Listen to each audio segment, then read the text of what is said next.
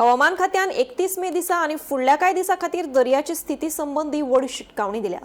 अरबी दर्यांत आणि लागसारच्या वाठारांनी खर वारे येवपाची शक्यताय आसा आणि नुस्तेमारांक दर्यांत वचचे न्हय असो सल्लो दिला। पळयात। हवामान खात्यान 31 मे ते 3 जून ह्या काळात अरबी दर्या, लक्षद्वीप, केरळ दर्यादेग, ओमान आणि गुजरात दर्यादेगेवेल्या वाठारांनी खर वादळी वारे येवपाची शक्यताय आसा।